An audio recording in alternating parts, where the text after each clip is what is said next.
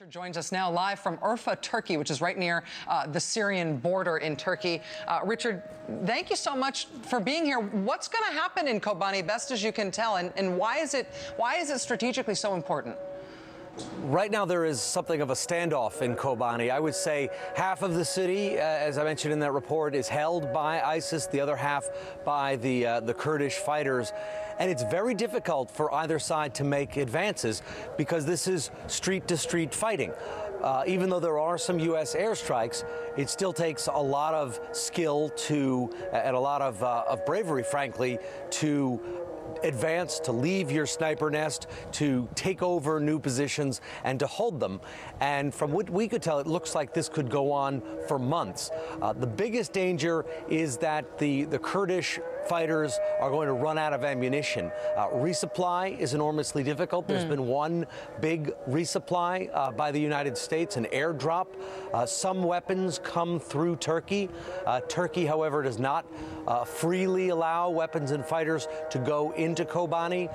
So the biggest problem is that, like any siege warfare, that they could be starved out. Not necessarily starved out with food, although that is a possibility as well, but mostly starved out with weapons. And if that were to happen, it would be a catastrophic loss for the people of Kobane. They fear that they would be massacred. They fear that they would, the women would be taken away and sold into slavery, like happened to some Yazidi women. It's one of the reasons they are fighting so hard. They don't want the same fate to befall Kobane that has befallen other communities in Syria and Iraq.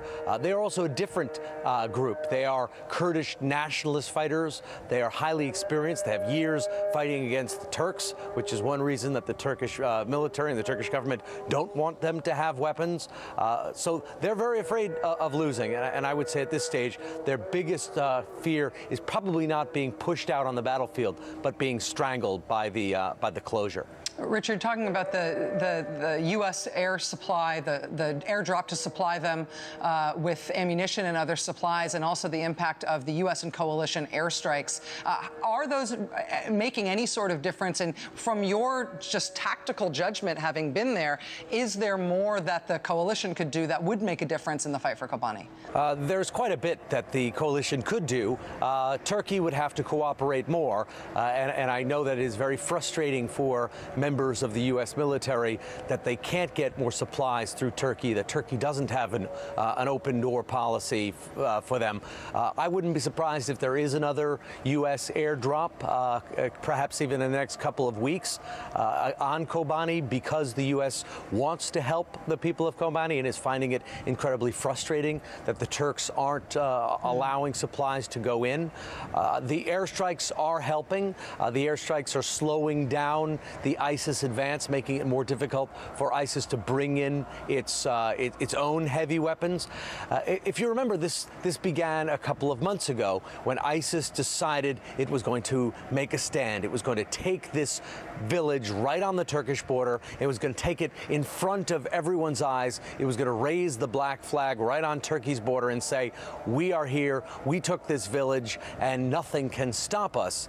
The people of Kobane decided they weren't going to let that happen, and eventually the U.S. decided it was going to give help to the people of Kobane so that it wouldn't have this very public loss, which would be a morale loss for the entire front against ISIS right in a very visible place. Even though journalists, most journalists haven't been able to get inside Kobane, people have been able to watch what's happened in Kobane through social media, and because it's right on the Turkish border. In some places, you can stand on hills inside Turkey and see the explosions and see the ISIS fighters maneuvering just a few hundred yards away.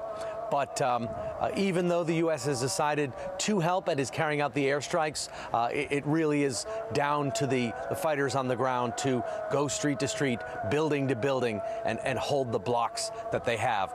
And they need weapons, and they need supplies for that. And eventually, that they will run out. Richard Engel, NBC News chief foreign correspondent. Thank you for being with us tonight, Richard. I really appreciate it. This is just incredible reporting. I also have to tell you, we're going to have much more of this reporting from Richard this week, specifically on Friday night at 9 o'clock Eastern. Richard's going to have more of this reporting from Kobane and from the wider fight against ISIS. Richard is right in the middle right now in a way that almost nobody else is or has been. His special Friday night at 9, required viewing. We'll be right back.